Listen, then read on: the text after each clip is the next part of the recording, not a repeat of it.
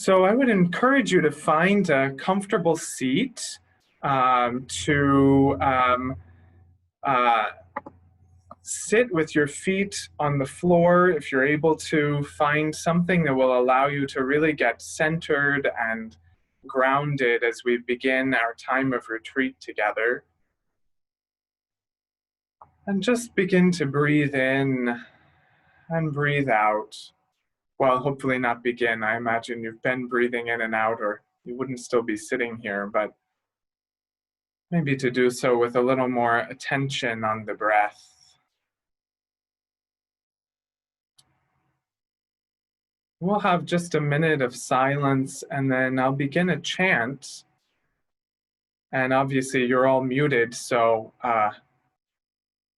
please don't unmute for the chant, but feel free to join in your own space, and we'll go through that for just a little bit. So a little bit of silence and then a chant.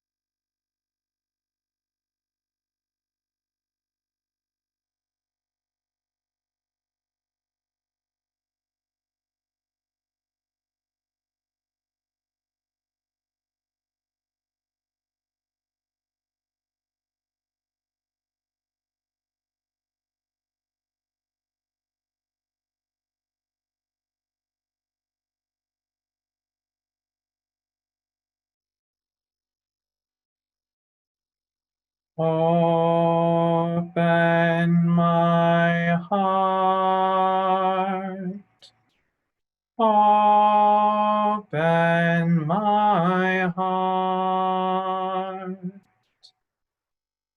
open my heart, open my heart.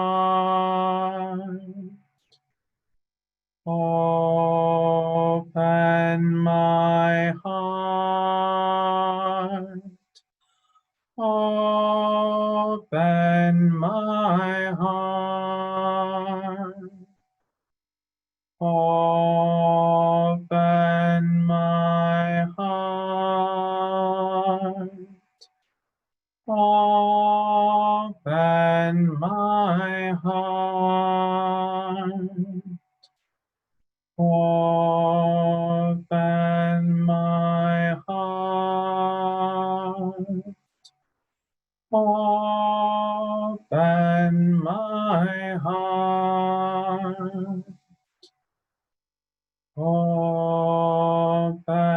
my heart, open my heart,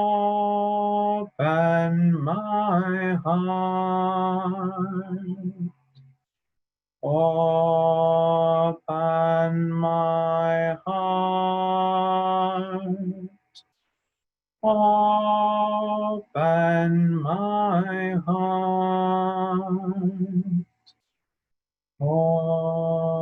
open my heart, open my heart.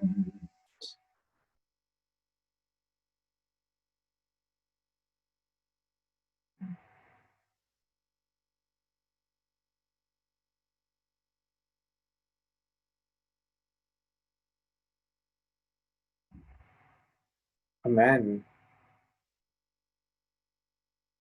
Well, I don't know about you, but I feel that these days especially I could stand to have my heart opened a little bit more. And I think many of us in the world certainly could stand to have our hearts opened a little bit more.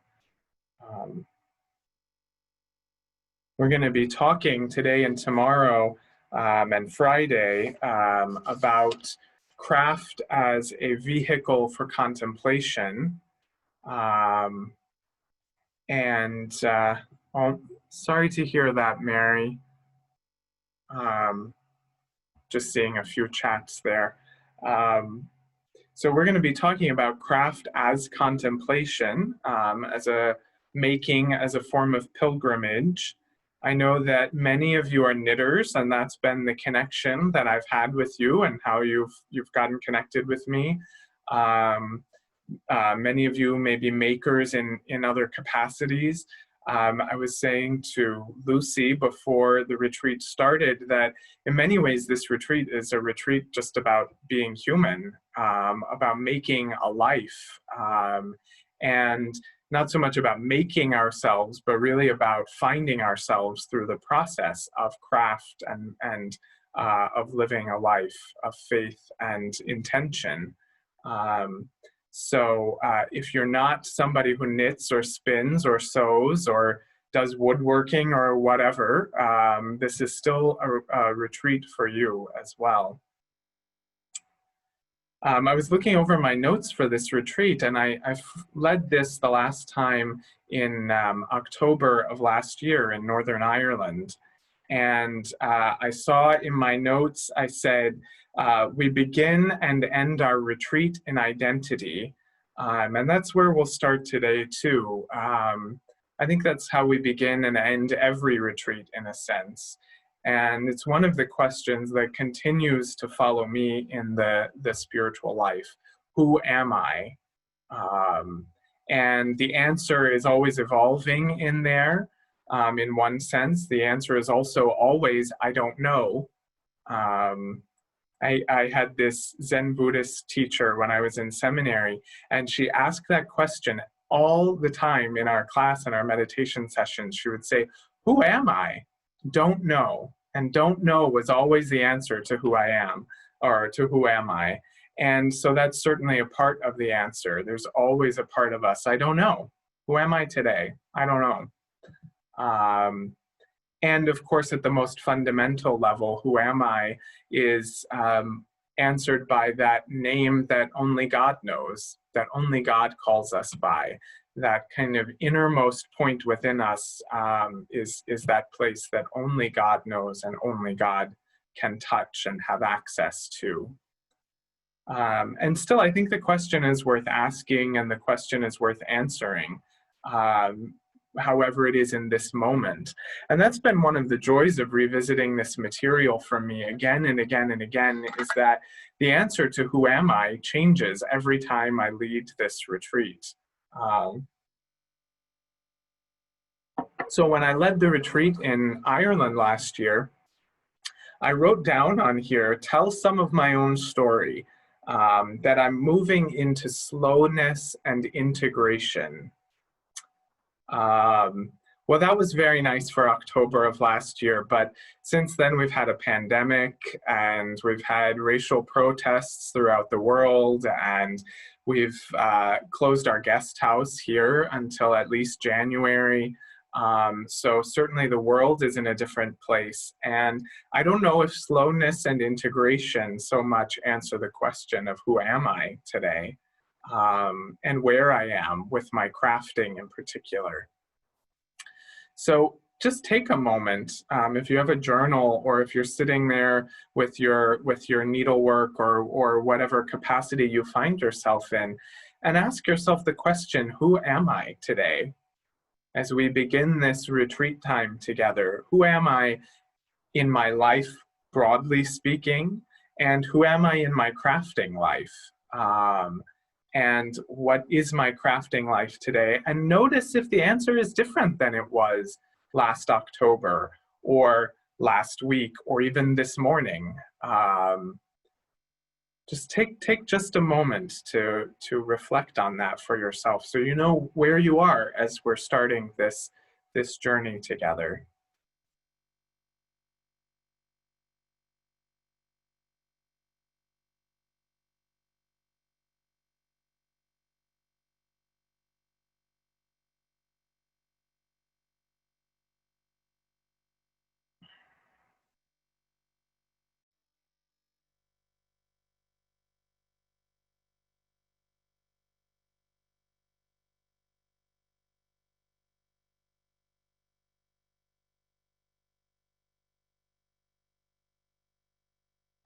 as I was reflecting on the question for myself, whereas slowness and integration marked my process of making things and living my life last October, I think the experience of liminality marks my life today, as I think it does for many of us in the context that we find ourselves in.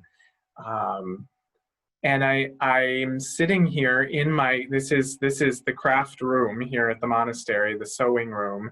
And I try not to say it's my craft room because it's really our craft room, though I'm the only one who uses it. So I may slip into some of that language, but I'm sitting here, and behind me right here is the last piece that I began working on. And if you look carefully, it has pins in it because it's basted. It's a quilt top that's basted and ready to be quilted. And I finished that quilt top about 2 months ago, and I haven't looked at it again until today. And on the table across from me, which you can't see on the camera, are strips of fabric that have been cut out for another quilt top to make. And I haven't touched those in about 2 months. And the question of who I am today is really like those fabric scraps. I feel like in my own life, and we collectively, in many ways, are in scraps. We're in pieces at the moment. And I can feel despairing about that at times, and I can feel sad about that at times, and I can feel hopeful about that at times. But looking at those fabric scraps right now, I'm reminded that, I had to cut those shirts up. I had to cut up shirts. I had to cut them into strips. I will sew them together at some point, and eventually, and who knows when, but eventually they will become a quilt top. And then they'll get sewn to other pieces of fabric, and they'll become a blanket for somebody's bed that will be beautiful and keep them warm. And that being in strips and pieces is a really important part of that process. So if I find myself in strips and pieces these days, if we find ourselves collectively in strips and pieces these days, I hope that it's with the kind of end product at some point of being stitched back together into something beautiful and useful. So if you find yourself in a similar place, don't despair. You're not alone in that, just as I'm not alone in that. And I think that's that kind of reflection is one of the ways that crafting and the contemplative life really come together, to see how our life of making things reflects our inner and outer lives, and how engaging in the process of making things actually sheds light onto the rest of our lives, and what we're up to and what we're about. And not just what we're up to, but kind of what God is up to in our lives as well. If you read the piece that was on our website attached to this retreat called A Maker's Pilgrimage, a long-form essay that I wrote on this subject, you'll probably remember the story I tell at the beginning of it about coming to know this really gifted pianist when I lived in the city.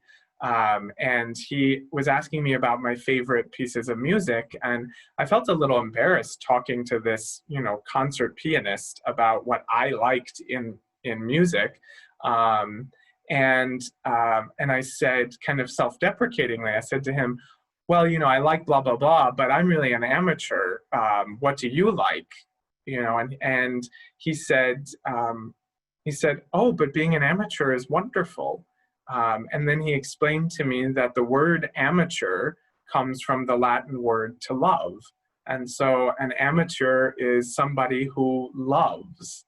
And to be an amateur knitter or sewer or spinner or whatever it is to be someone who does a craft out of the love of doing it. Um, and I really think that's something, that's a model that has been so influential, both in my crafting life and in my spiritual life more broadly. Um, to be someone who acts from love, and engages in things for the love of engaging in them, and not as much from a need to make money from them or to be seen and known, or whatever your particular struggle is. I mean, obviously, these are some of the struggles that I'm familiar with in my own life, so they may or may not connect with your own inner struggles. But to choose to be an amateur is in many ways a countercultural thing to do.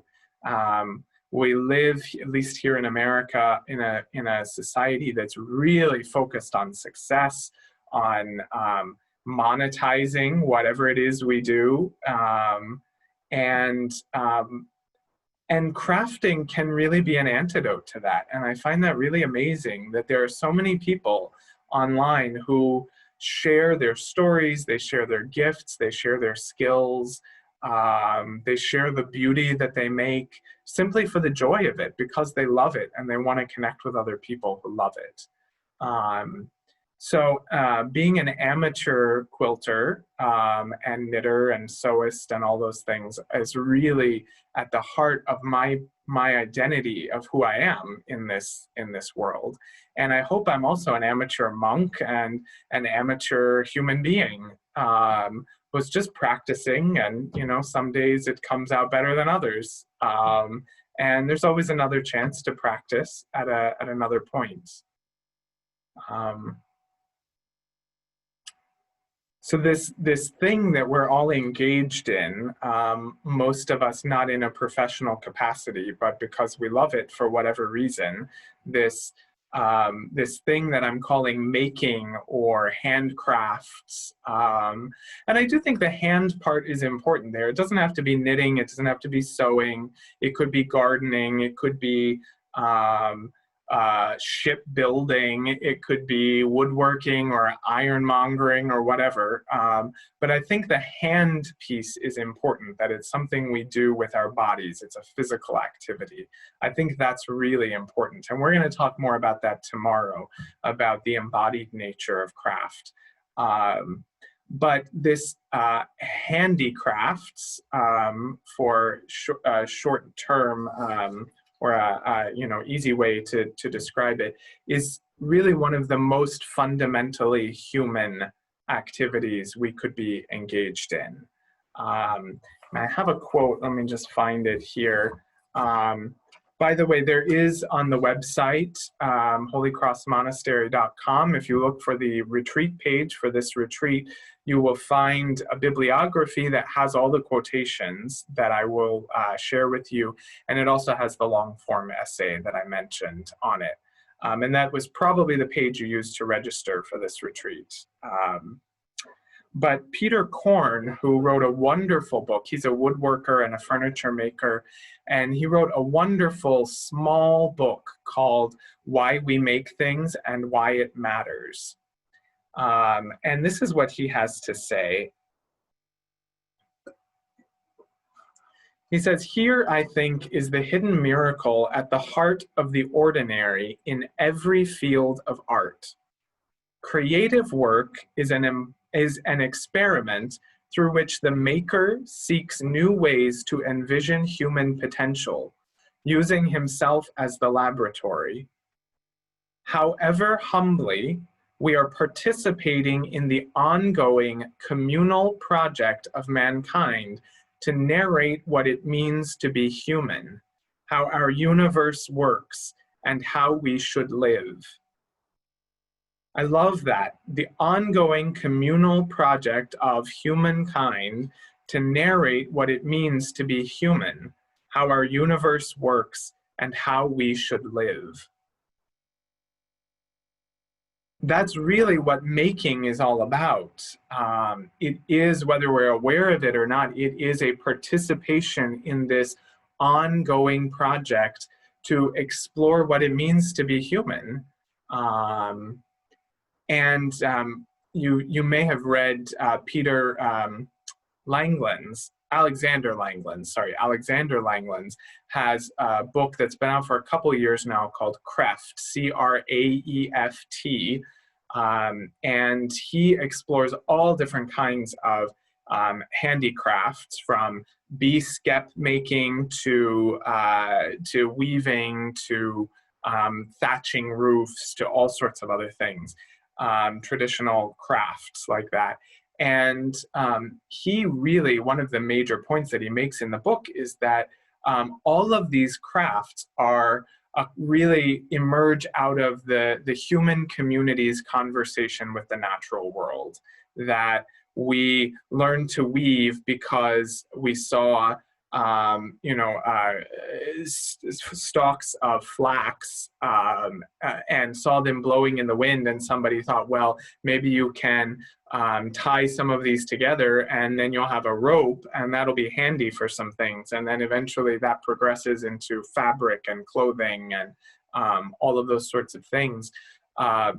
And so part of the point that he makes is that really the crafts that we engage in, the way that we make things, is at the heart of what it means to be human and to live in this world.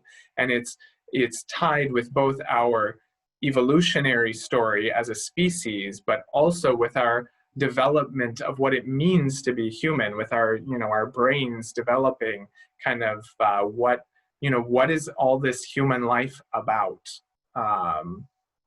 So making is really at the heart of what it means to be human. And from our earliest days, we were not only making things, but we were making them beautiful.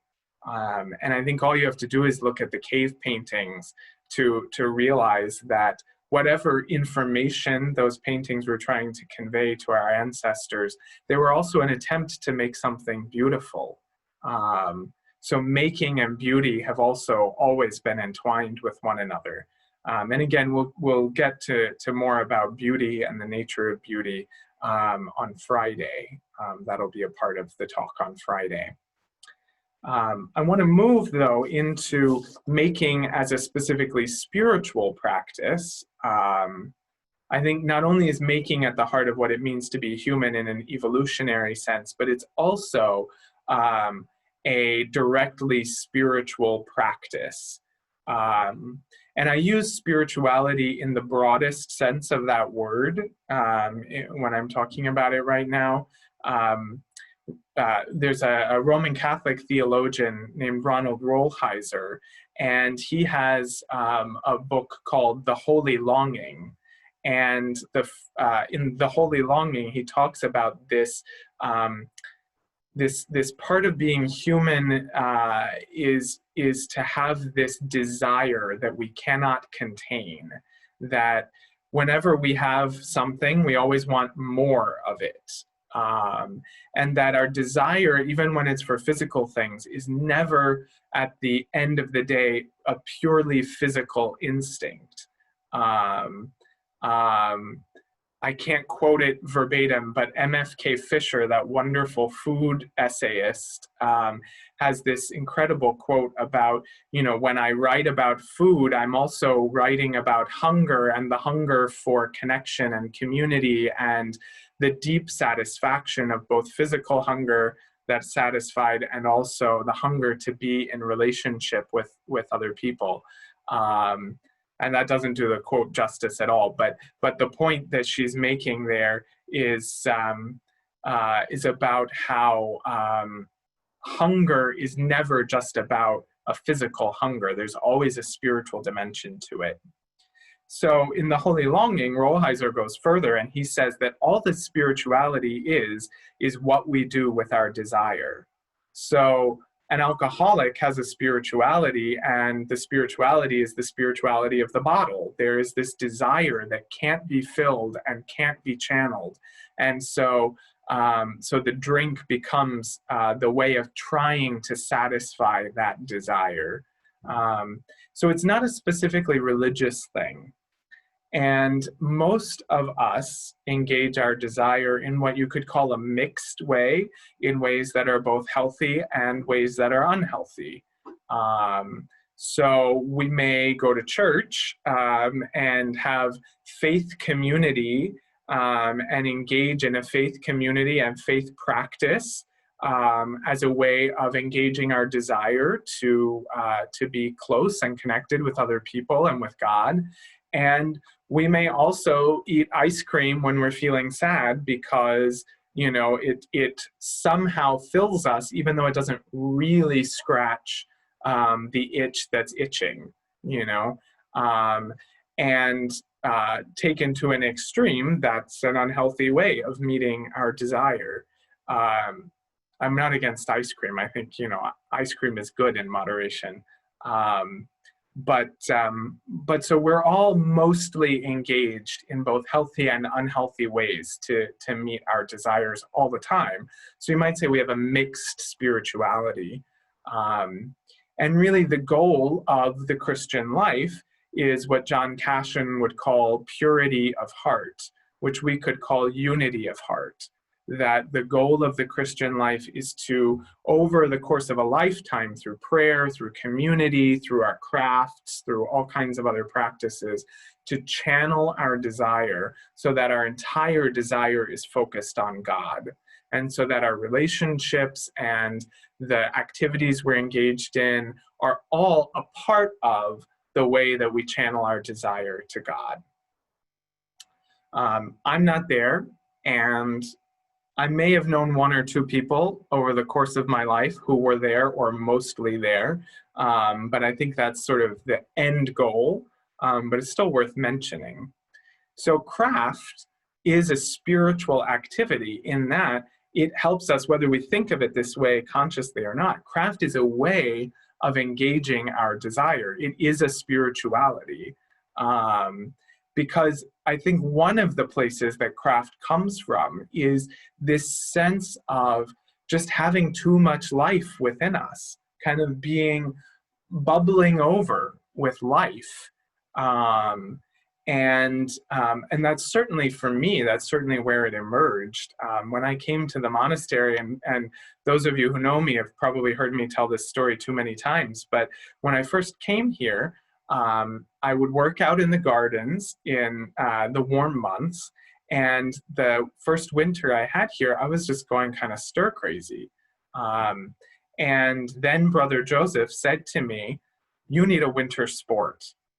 And that was when I learned how to knit.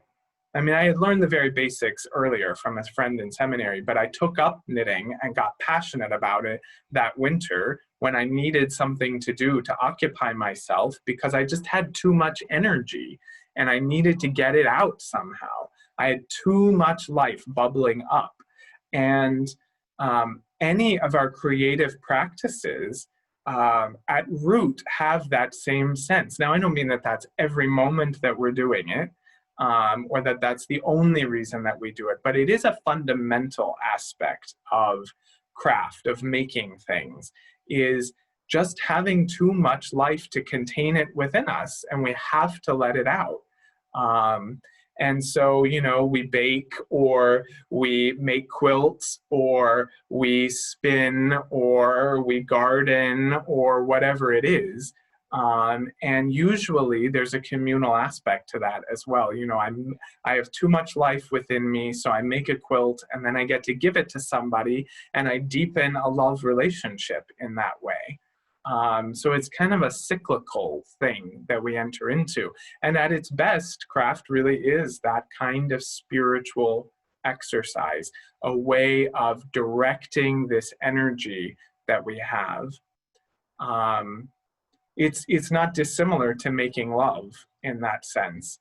Making love with another person, it starts when there's already love existing there, and through the process, there's more of it made. You make more love in doing that.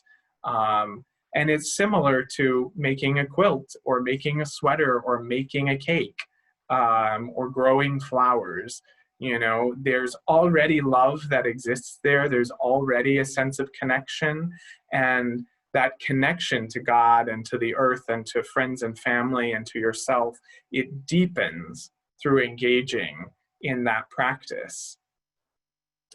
The other piece that I want to touch on with with Rollheiser and this desire.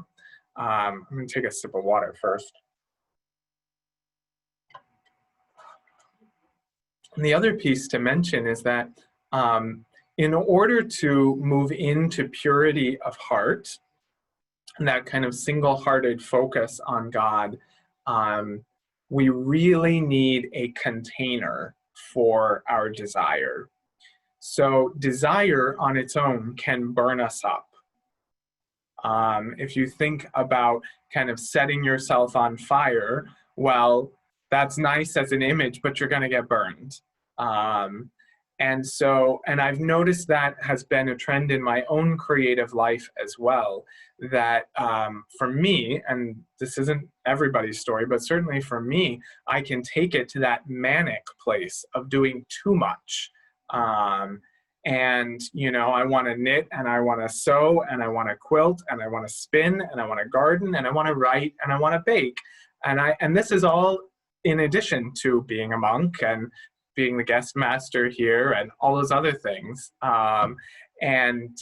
Sue Ellen can tell you I don't water my plants. I'll buy lots of plants to put in my office, but I then have moved on to something else and they don't get watered. So that's all to say that what starts as, and to use that example from my own life, what starts as an act of love and of making more love can get to that place of obsession and mania and burnout. That's when burnout happens.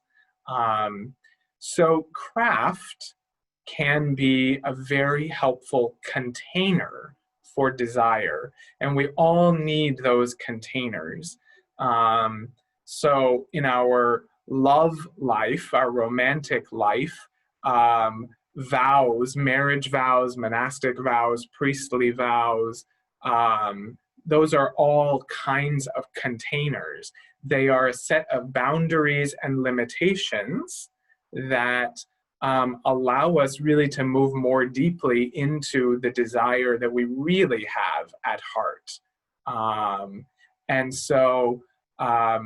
You know, like with a marriage vow, you're saying yes to one person and no to other people or other possibilities. And while that limits your freedom of action, it also allows you to move more deeply into that particular relationship. So our craft can do that for us, you know. Now I could continue to cut out a million different quilts, but I'm never going to get a quilt made if I don't sit down and work on the ones that I've already started, you know. And I think especially for those knitters out there, and it's probably true for any craft that you could be engaged in, we all have more unfinished objects, UFOs, than we would like to admit, most of us. Because you get excited by starting something new. But if you never put in the time and effort and the discipline to finish it, you're not going to have a sweater or a quilt or whatever it is at the end of the day. So craft can be a very helpful container to help us channel our desire. Now, I spoke about boundaries. This is the last piece I want to get to in the talk today. I said craft is a spiritual activity, but it is also a religious activity.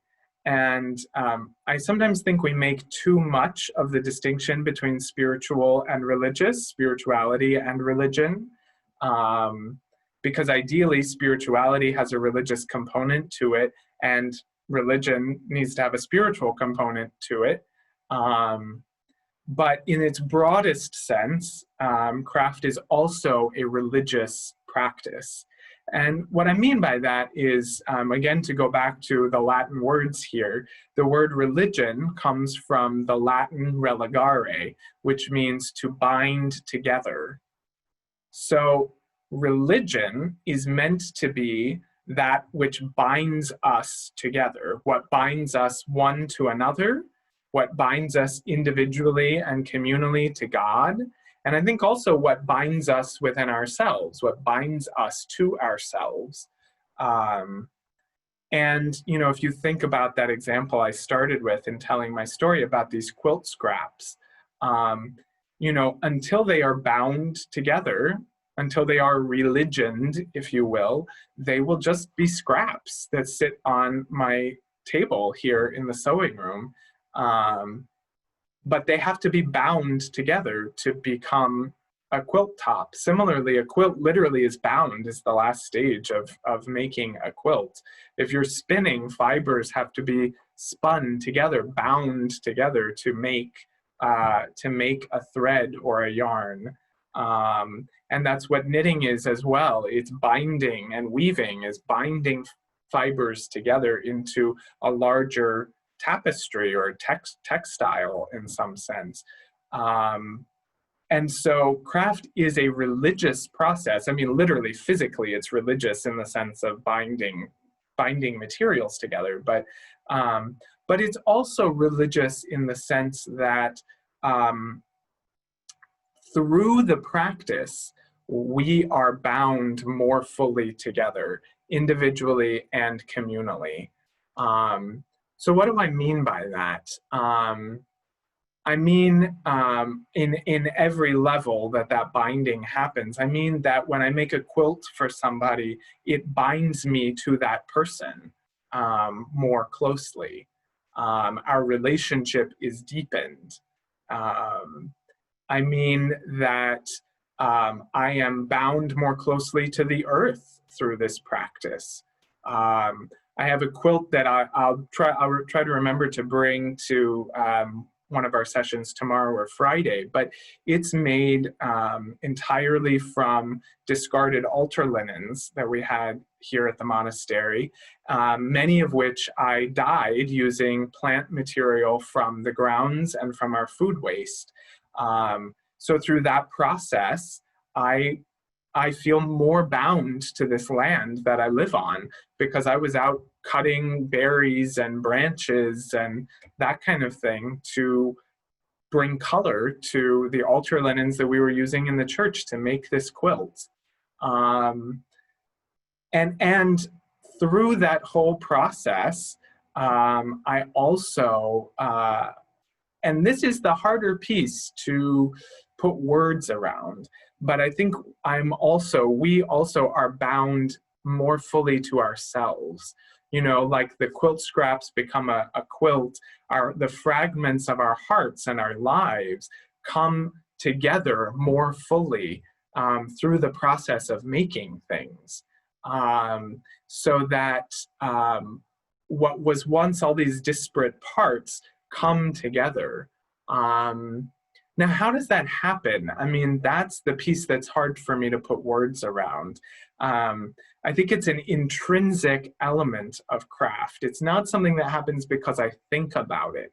It's actually something that happens through the process of making head and heart and mind and body and spirit all work together as one seamless whole, all come together so that I'm not just a mind thinking about a process. I'm not just hands making something. I'm not just, whatever. I am a full being and a full person engaged in this one moment right now. And I often think about Thomas Keller, who was a really renowned chef. In one of his cookbooks, he says, if you don't like chopping vegetables, you don't like cooking. And the point that I take from that is that it's not just, the end product of having a finished sweater, a finished quilt, or a finished cake or whatever. If that's the only reason that I am engaged in this process, then I probably don't actually enjoy quilting or baking or whatever. It doesn't mean that there's not a reason to do it, but I probably don't enjoy making those things. So do I enjoy every single minute of cutting out fabric? I mean, no, of course not. But there's something about it that is deeply meaningful, that goes beyond enjoyment. And through that process, I become more whole than I was before I started it. And I know that many of you have had those similar experiences because you've shared them with me. Um, so vegan Goroian, I'm going to give you a quotation and a question to finish with here. Finish my talking part of this.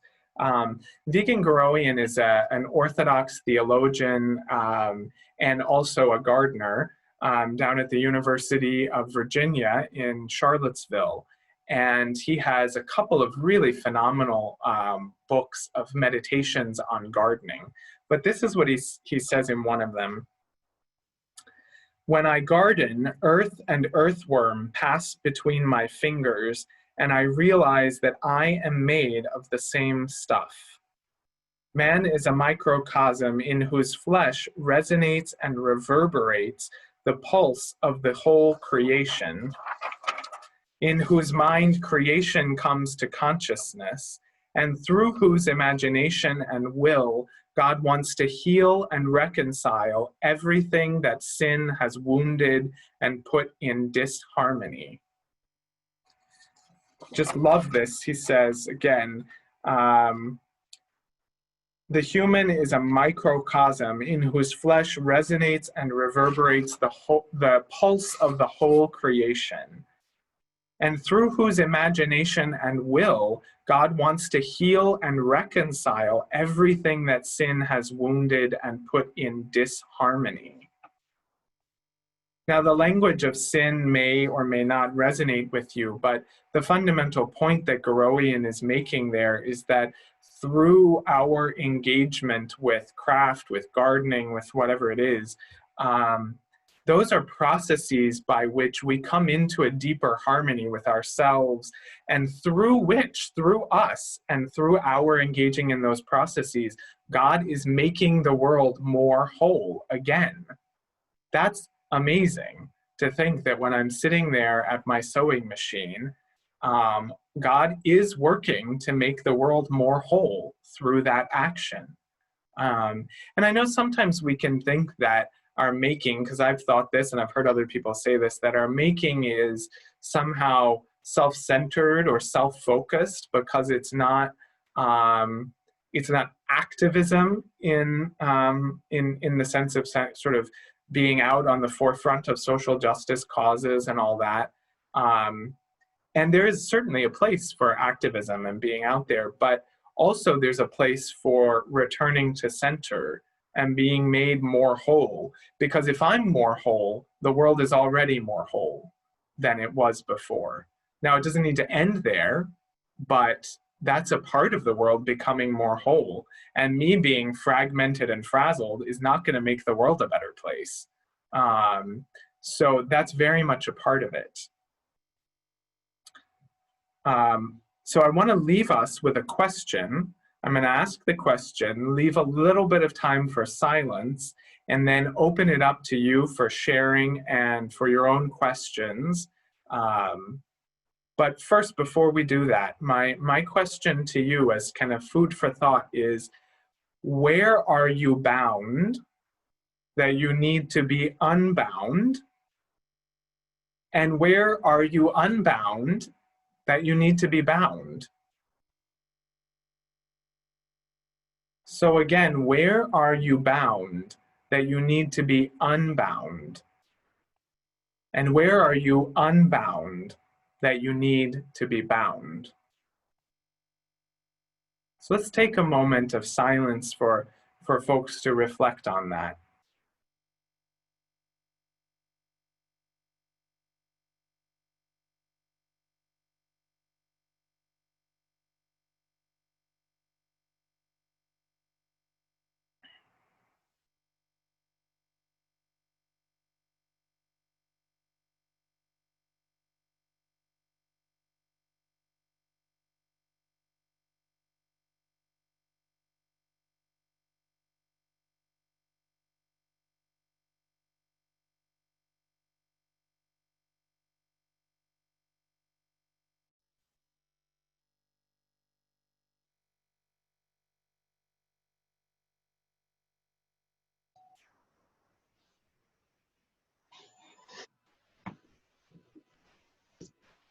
Amen.